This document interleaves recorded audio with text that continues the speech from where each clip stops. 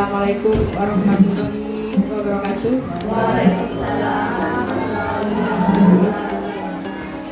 Bapak Ibu yang saya banggakan, saya muliakan, saya hormati, luar biasa.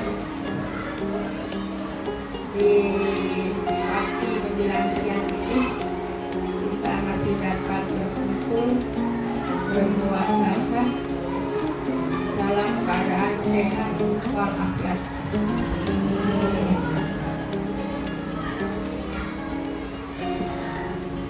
Pertama-tama marilah kita panjatkan puji syukur kehadirat Allah Subhanahu wa taala yang telah melimpahkan rahmat, taufik dan hidayahnya kepada kita, sehingga pada kesempatan ini kita masih dapat melaksanakan aktivitas yang luar biasa dalam keadaan sehat walafiat.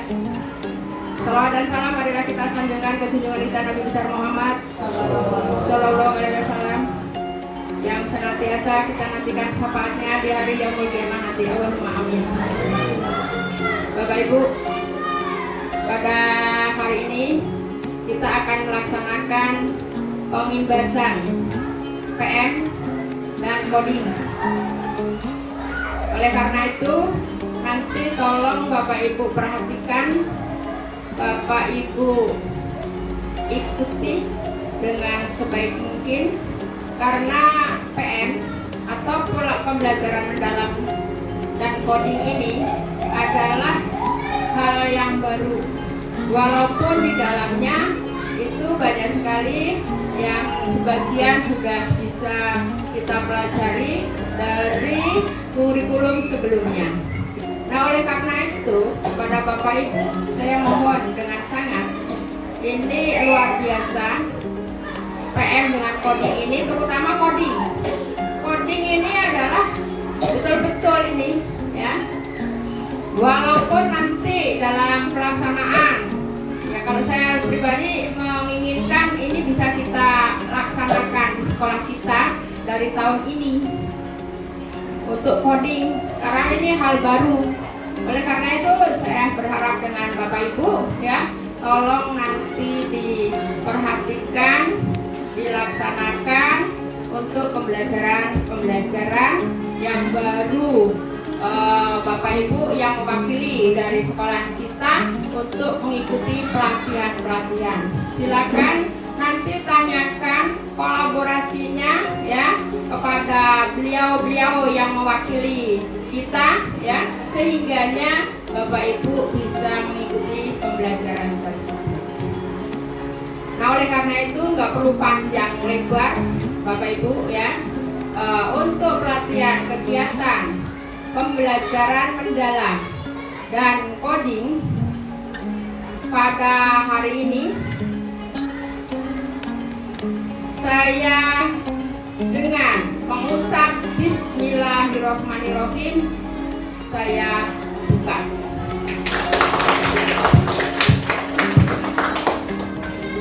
Dan untuk selanjutnya ini saya serahkan sepenuhnya kepada Bapak Ibu yang telah mewakili dari sekolahan untuk memberikan materi-materi dari hasil pelatihan. Oleh karena itu saya mohon Bapak Ibu ikutin dengan seksama. Dan mungkin hanya itu yang perlu saya sampaikan, kurang lebih saya mohon maaf, dan saya akhiri wabillahi taufiq wal hidayah. Wassalamualaikum warahmatullahi wabarakatuh.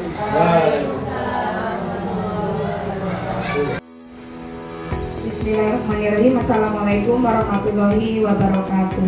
Waalaikumsalam warahmatullahi wabarakatuh. Selamat siang Bapak Ibu. Mohon maaf, saya dan Bu Norma beserta Bu Siti akan melakukan pengimbasan berbagi praktik baik dari ilmu yang sudah kami dapatkan kemarin pada pelatihan pembelajaran mendalam. Baik Bapak Ibu, langsung saja. Hari ini kita akan belajar mengenai kerangka pembelajaran dalam pembelajaran mendalam serta pola pikir bertumbuh. Pertama, kita akan belajar mengenai pola pikir bertumbuh.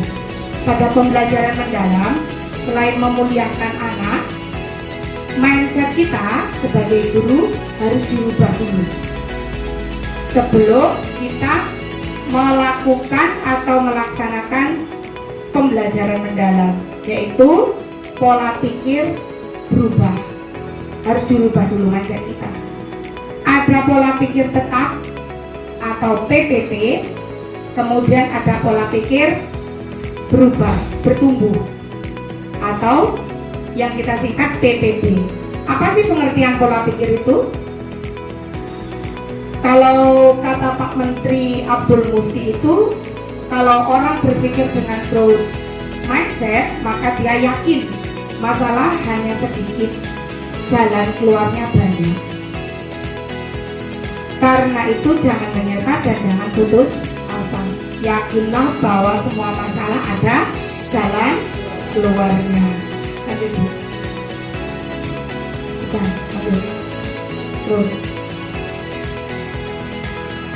Nah, konsep pola pikir bertumbuh dan tetap. Pola pikir tetap itu pola pikir yang tidak mau berubah, hanya tetap di situ. Contohnya misalnya seperti ini. Kalau kita dapat tugas, misalnya mengerjakan sesuatu di Canva atau mungkin kerjaan yang lain, aku nggak iso, saya nggak bisa. Itu namanya pola pikir tetap. Nggak akan pernah berkembang karena kita stuck di situ bahwa kita nggak bisa.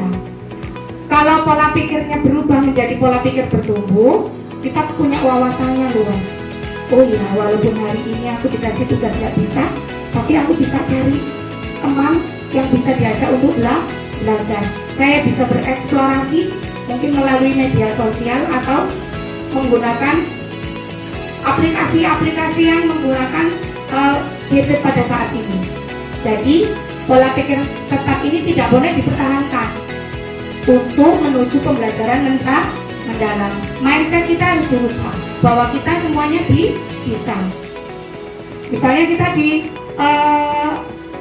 oleh kepala sekolah mengikuti pelatihan. Aku nggak iso, aku capek, aku kesel, akhirnya capek beneran. Jadi di situ kita stuck, nggak akan pernah berubah. Kalau kita punya pikiran, oh ya, nanti kalau saya jalan ke sana saya dapat ilmu, di sana saya dapat teman baru, di sana nanti saya dapat pengalaman, di sana nanti bisa dapat sesuatu yang berharga yang bisa kita bagikan ke teman-teman. Itu namanya pola pikir bertumbuh.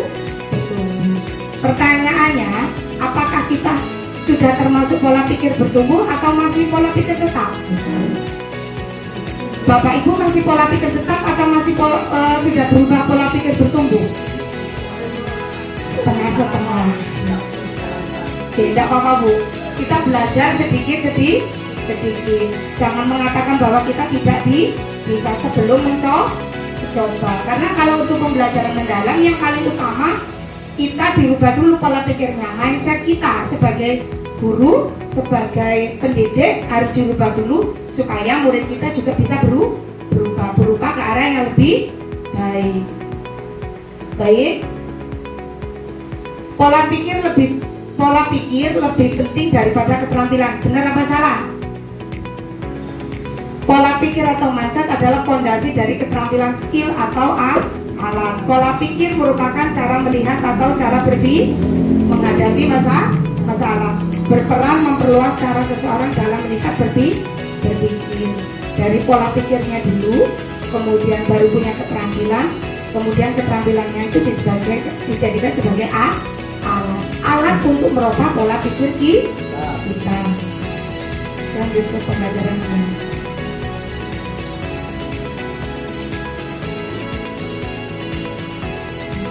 Mengapa manusia berbeda-beda? Karena adanya pola pikir. Pola pikir saya dengan pola pikir Bungkus tidak akan pernah sama. Sampai kapanpun nggak akan pernah sama. Karena sudah kodratnya bahwa manusia itu mempunyai pola pikir yang berbeda atau mindset. Pola pikir atau mindset itu merupakan kumpulan keyakinan yang akan menentukan cara seseorang melihat dan berpikir terhadap sebuah keyakinan atau peristiwa. Bapak Ibu, kita bisa bareng-bareng mengatakan hari ini dan yang akan datang dan seterusnya bahwa kita akan berubah pola pikir dari pola pikir tetap menjadi pola pikir bertumbuh. Jangan stuck di situ, tetapi kita belajar mencoba sesuatu yang baru. Bapak Ibu bisa ikutin saya. Hari ini dan seterusnya saya akan berubah pola pikirnya dari pola pikir tetap menjadi pola pikir bertumbuh. Pasti bisa. Semangat. Lanjut aja ke pembelajaran mendalam. Pembelajaran mendalam. Bapak Ibu pernah dengar pembelajaran mendalam itu apa? Pembelajaran mendalam konsepnya yaitu memuliakan anak atau memuliakan siswa. Jadi apa itu pembelajaran mendalam? Bapak Menteri itu sebenarnya mengatakan bahwa kurikulumnya tidak berubah, tetapi disempurnakan. Kalau kurikulumnya tetap masih kurikulum merdeka, tetapi untuk pembelajaran mendalam ini lebih bermakna lagi, lebih dikaitkan dengan kontekstual. Pembelajaran hanya tidak berbasis konteks, tetapi kontekstual. Pembelajaran mendalam atau itu menggunakan pendekatan pembelajaran yang berfokus pada pengalaman belajar bermakna. Kemudian tujuannya untuk membentuk karakter dan kompetensi peserta didik melalui proses yang aktif dan reflektif. Lanjut Bu. Apa sih tujuan pembelajaran mendalam itu? Tujuan pembelajaran mendalam itu membentuk pelajar yang beriman dan bertakwa kepada Tuhan Yang Maha Esa, kemudian mengembangkan kemampuan berpikir kritis dan kreatif, menumbuhkan kemandirian dan kolaborasi, meningkatkan kesadaran kewargaan dan kesehatan, mampu berkomunikasi efektif. Tujuan pembelajaran mendalam itu mengacu pada 8 profil dimensi lulusan. Ada 8: beriman dan bertakwa kepada Tuhan Yang Maha Esa, kewargaan, bernalar kritis, kreatif, kolaboratif, kemandirian, kesehatan dan komunikasi. Ya, lanjut dulu. Oke, kerangka kerja pembelajaran mendalam. Yang pertama yaitu mengacu pada 8 dimensi lulusan. Tadi sudah disebutkan, kalau kemarin kita 5 pelajar profil Pancasila, kalau sekarang 5 dimensi profil lulusan. Kemudian pembelajaran mendalam itu menekankan pada pengalaman belajar. Pengalaman belajar ada 3. Yang pertama, memahami, mengaplikasi, dan merefleksi.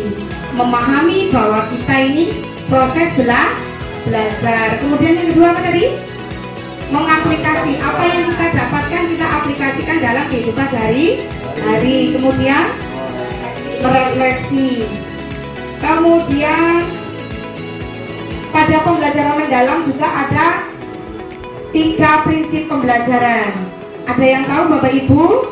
3 prinsip pembelajaran: berkesadaran, bermakna, menggembirakan. Berkesadaran itu joyful ya Bu? Ya, berkesadaran, mindful, meaningful, dan joyful. Belajar itu sadar bahwa kita sedang belajar, pikirannya tidak kemana-mana, kita fokus pada belajar.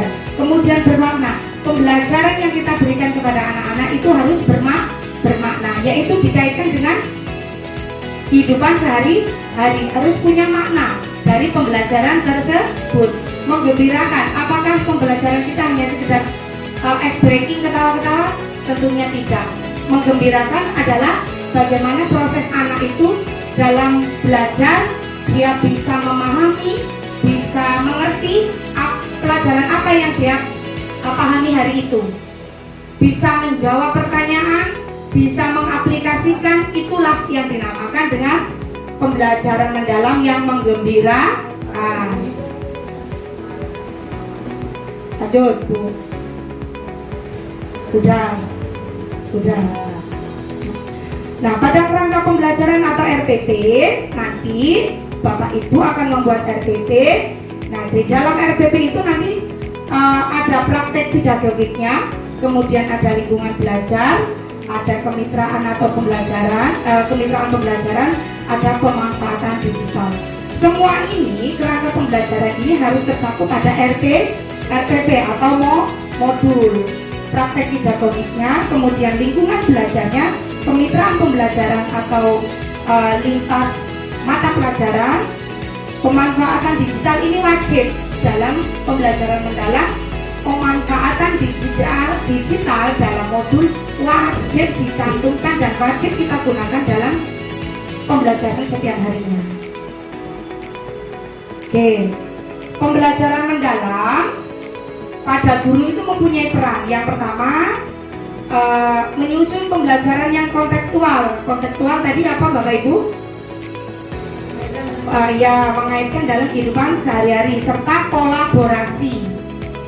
Kemudian peran guru menjadi fasilitator dalam proses berpikir kritis dan reflektif. Kemudian peran guru menumbuhkan lingkungan belajar yang inspiratif dan aman. Bu. Pembelajaran mendalam sama dengan masa depan yang berkualitas. Kenapa? Pembelajaran mendalam itu bisa menguatkan karakter, bisa meningkatkan kompetensi peserta didik, dan membentuk lulusan yang berdaya saing global dan berakar pada nilai-nilai luhur. Terus sudah cukup. Sudah paham Bapak Ibu? Sudah. Alhamdulillah. Bisa dilanjutkan dengan Bu Norma. Nanti yang kurang jelas bisa kita sharing-sharing ya Bapak Ibu ya. Assalamualaikum warahmatullahi wabarakatuh. Terima kasih Bu Eni. Saya Norma Marliana akan menyampaikan dua materi di sini. Yang pertama adalah asesmen dalam pembelajaran mendalam. Kita sudah melaksanakan asesmen ya Bapak Ibu. Asesmen itu apa Pak Alis? Apa Bapak Ibu? Iya, penilaian, pengumpulan data. Slide berikutnya. Nih, penilaian atau asesmen. Kita sudah sering melakukan asesmen. Di sini nggak beda jauh dari pembelajaran sebelumnya, ya. Di sini asesmen dapat menggunakan beragam teknik dan instrumen penilaian yang sesuai dengan tujuan pembelajaran. Jadi disesuaikan. Lanjut.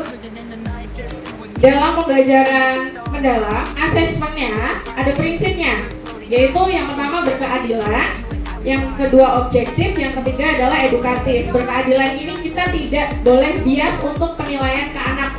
Misal ada orang kaya, dia dinilai tinggi, anaknya cantik, ganteng, boleh dinilai tinggi. Oh, tidak boleh. Di sini tidak boleh ya, Pak Bori. Yang kedua adalah objektif. Penilaian didasarkan pada informasi faktual sesuai dengan pencapaian peserta didik masing-masing. Jadi anak itu levelnya baru dapat nilai 7, ya sudah kita kasih 7. Nggak usah karena kasihan atau seperti apa nanti, oh ini dinilai 9, tidak boleh. Oke? Yang ketiga adalah edukatif. Penilaian yang hasilnya digunakan untuk umpan balik bagi pendidik, peserta didik, dan orang tua untuk meningkatkan proses pembelajaran. Apa aja Bu? 3. Edukasi. Lanjut. Nah, pengembangan asesmen pada pembelajaran mendalam itu ada 2, yaitu asesmen formatif dan sumatif. Asesmen formatif perlu dikuatkan untuk memberi umpan balik selama proses pembelajaran. Kalau sumatif untuk setiap semester. Good. Lanjut. Asesmen pada pembelajaran. Asesmen yang digunakan bertujuan untuk 1. Memahami 2.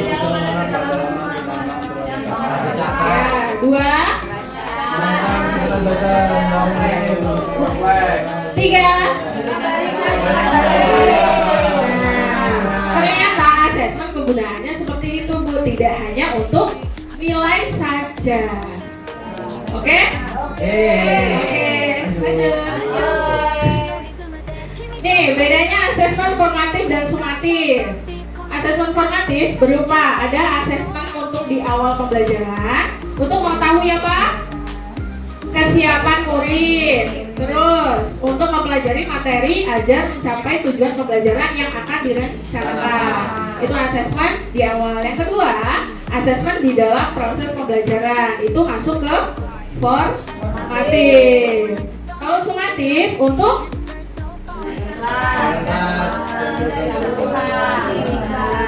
aktif sekali.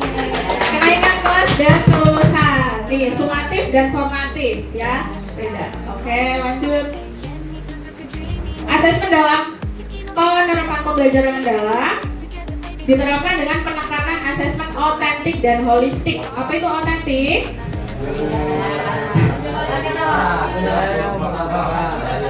Otentik berfokus pada produk belajar dalam konteks yang nyata dan bermakna. Kalau holistik itu menyeluruh, ya. Penilaian yang melihat keseluruhan aspek kemampuan siswa secara utuh dan terpadu. Pengetahuan, keterampilan, dan sikap. Penekanannya apa? Otentik dan holistik. Tadi prinsipnya 3. Bernada, objektif, edukatif. Wah, luar biasa. Tepuk tangan. Lanjut. Ini bedanya asesmen di dalam pembelajaran mendalam. Asesmen as learning, asesmen untuk refleksi murid, refleksi pembelajaran, assessment for learning untuk perbaikan pembelajaran, dan asesmen of learning untuk mengukur capaian pembelajaran murid pada akhir. Contohnya ada Bu, kalau formatif, contohnya jurnal reflektif, self assessment. Misal anak-anak itu menilai diri sendiri, oh saya sudah bisa, ini belum, perkalian saya sudah bisa belum, nanti dicetak sama dia. Nah itu masuk ke formatif. Kemudian untuk for learning, untuk perbaikan pembelajaran, ada contohnya peta konsep, umpan balik, observasi, dan lainnya. Kalau sumatif ada teks lisan, teks tertulis, laporan, penilaian proyek, portofolio, dan lain-lain. Lanjut. Ini contoh asesmennya, nanti bisa dibaca lagi ya Bapak Ibu. Lanjut. Contoh teknik umpan balik, ini banyak ya, kita juga sudah lakukan, seperti klarifikasi, nilai, perhatian, saran, dan apresiasi. Lanjut. Guru mengembangkan asesmen pembelajaran mengacu pada taksonomi Solo, Structure of the Observer Learning Outcome. Lanjut. Taksonomi Solo itu sama kayak taksonomi Bloom yang C1, C2, ya sampai C6. Ini bedanya, ini taksonomi Bloom, taksonomi Solo yang kedua, ini dalam pembelajaran PM. Kita prinsipnya apa tuh? Memahami, mengaplikasikan, merefleksi.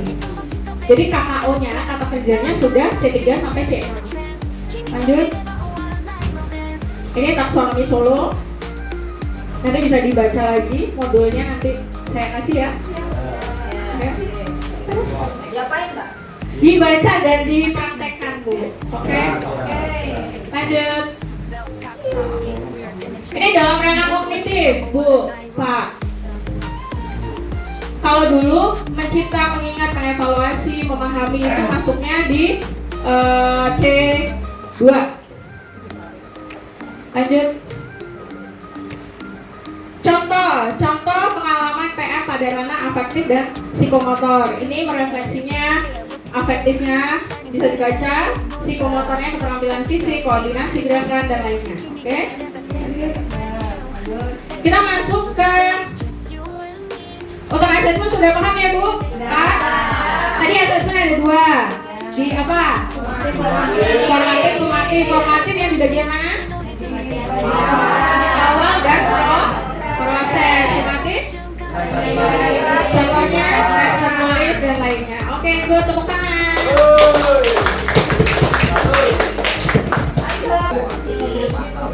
Habis kita tahu assessment, kita akan membuat RPP. Sekarang namanya bukan RPP, PPM. Iya benar. Apa PPM? Perencanaan pembelajaran mendalam. PPM. Lanjut.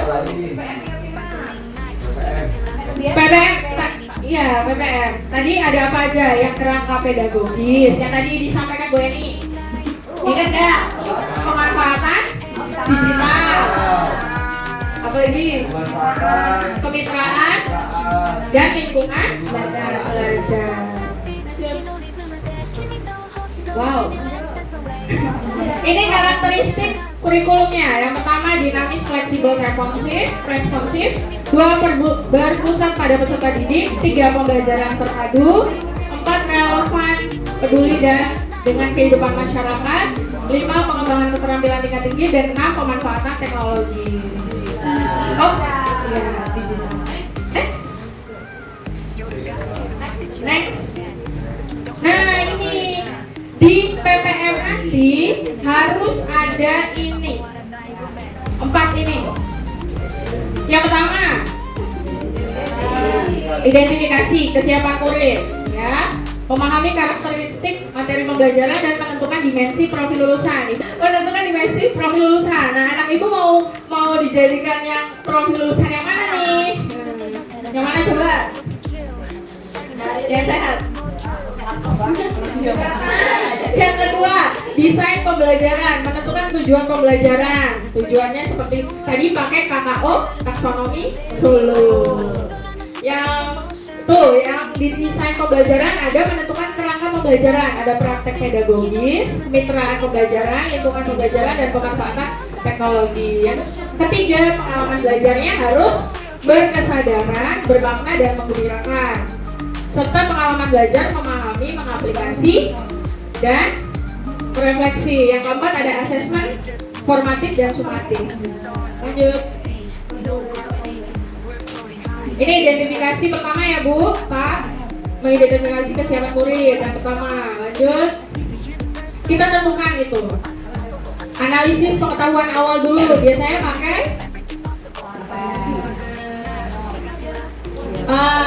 asesmen diagnostik di awal, benar. Yang kedua observasi. Ibu bisa melihat atau bercengkrama sama rekan guru yang sebelumnya ya. Oh Bu, yang kemarin anak kelas 2 naik kelas 3. Ya kan? Oh ini anaknya seperti apa diobservasi. Yang ketiga inventarisasi gaya belajar dan minat. Yang keempat analisis coach, keterampilan coach. Yang kelima konteks sosial dan emosional. Lanjut. Ini yang kedua adalah mengidentifikasi karakteristik mata pelajaran. Jadi sebelum kita membuat PPM kita lihat dulu, kita sudah baca dulu semua mata pelajaran yang akan kita berikan ke anak. Lanjut. Menentukan dimensi profil lulusan. Ini juga di awal. Lanjut. Ini ada 8. Tadi sudah hafal semua ya? Sudah. Nah nanti ini ibu bapak pilih di setiap PPM. Ya. Mandiri, kesehatan, komunikasi, kolaborasi. Ya. Next. Desainnya, tujuan pembelajaran ditentukan. Habis itu praktek menentukan kerangka pembelajaran. Nanti di akhir kita lihat contohnya. Nanti dulu, belum Bu. Praktek pedagogis, model pembelajaran, strategi dan metode itu beda-beda. Biasanya kalau praktek pembelajaran mendalam itu pakai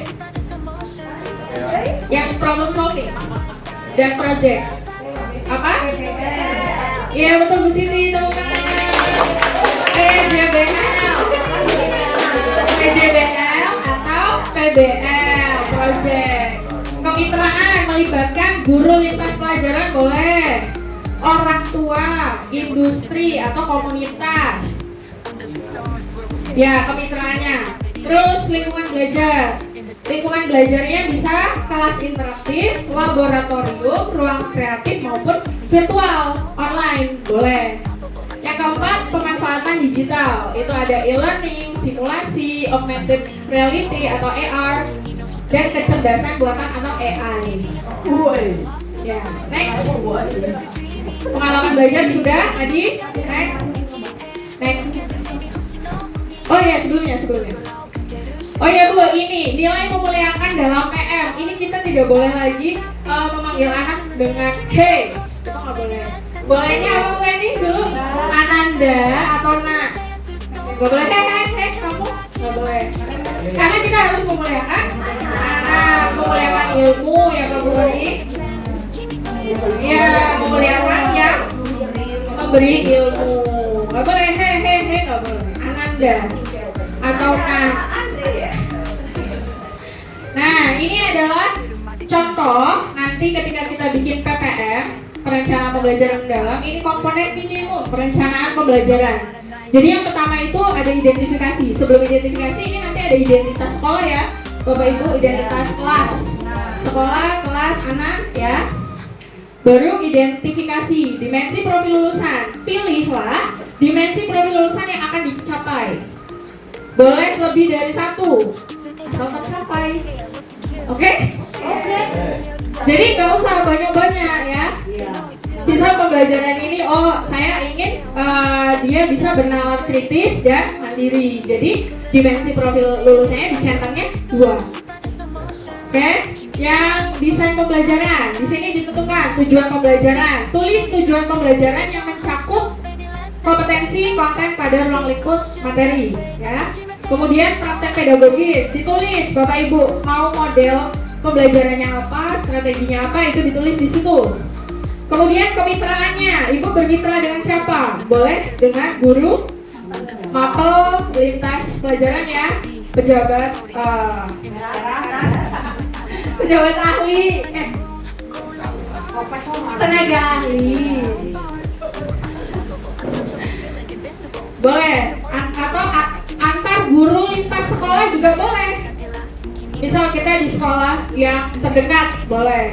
Kemudian lingkungan pembelajarannya, kita di situ daring atau luring. Luringnya itu di mana? Di laboratorium kah atau di luar kelas kah? Itu boleh.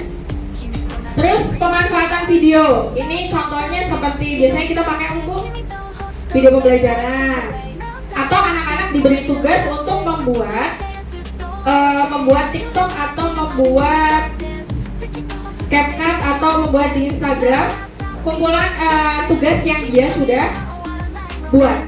Itu boleh. Next. Ini satu lagi. Ini langkah pembelajarannya. Di sini pengalaman belajarnya, memahami. Di sini tulis kegiatan pembelajarannya. Dalam aspek memahami itu apa? Dalam aspek pengaplikasiannya, kegiatan pengaplikasiannya itu seperti apa? Kemudian refleksi, evaluasi dalam proses hasil yang sudah anak lakukan. Yang terakhir adalah asesmen pembelajaran. Tulis teknik dan instrumen asesmen. Jadi tadi ada asesmen yang mau pakai tes tertulis atau proyek dan lainnya. Sudah paham Bapak Ibu? Alhamdulillah. Terima kasih. Sekian yang bisa saya sampaikan. Silakan dilanjut oleh Bu Siti. Bismillahirrahmanirrahim. Assalamualaikum warahmatullahi wabarakatuh.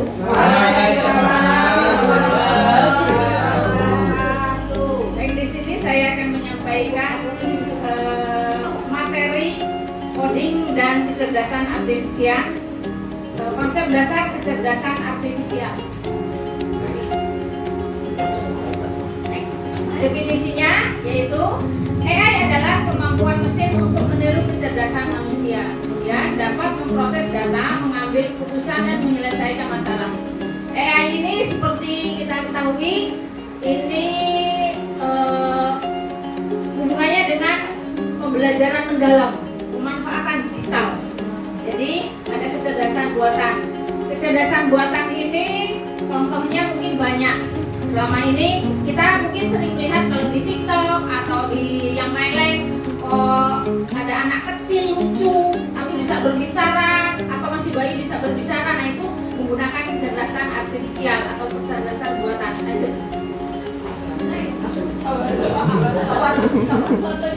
Kemudian karakteristik ada belajar dari data, berpikir logis atau melalui algoritma. Algoritma ini adalah perintah pemrograman. Kalau di komputer itu pemrograman. Tetapi untuk sekolah dasar ini bukan berarti harus membuat program. Program maksudnya di komputer ya. Kita bisa menggunakannya dengan unplug atau plug atau unplug. Selanjutnya mengenali pola wajah, suara dan teks. Mungkin pada HP Bapak Ibu tentunya ada kiranya yang menggunakan pola suara atau wajah. Contohnya ada pada yang di depan setiap hari kita kalau pagi dan pulang itu menggunakan, nah itu penggunaannya ya pada interface. Kemudian bekerja otomatis mengurangi intervensi manusia. Next. AI PS pemrograman biasa. Ini pemrograman tradisional, hasil ditentukan oleh aturan manusia. Ini contohnya seperti pada kalkulator, mesin cuci. Kalkulator kita menentukan, kalau mesin cuci misalnya ditentukan waktunya berapa menit gitu ya. Kemudian pada TV seperti penggunaan volumenya ditentukan, atau ketika kita akan mencari program yang sesuai yang kita inginkan. Kemudian yang AI itu belajar sendiri dari data atau menyesuaikan hasil. Ini seperti kalau kita mencari di YouTube ya, kita akan mencari video pembelajaran. Sekali kita meminta untuk video pembelajaran, begitu kita besok membuka lagi, itu kan keluarnya akan seperti itu terus. Ya. Selanjutnya terus. Nah, manfaat AI bagi pendidikan, personalisasi pembelajaran. Kemudian ada kesehatan, diagnosis penyakit, analisis medis, kemudian transportasi, kendaraan otonom, navigasi cerdas. Ini karena kalau yang kendaraan otonom mungkin kalau di luar negeri sana ada taksi online yang tanpa supir. Nah itu ya kendaraan otonom. Kemudian dalam kehidupan sehari-hari ini seperti asisten virtual dan rekomendasi pembelajaran film. Next. Nah ini ada etikanya Ibu. Ketika kita menggunakan AI, ya AI digunakan secara bijak untuk kebaikan manusia, menjaga privasi dan keamanan data, memastikan keadilan dalam penerapan. Terima kasih. Wassalamualaikum warahmatullahi wabarakatuh.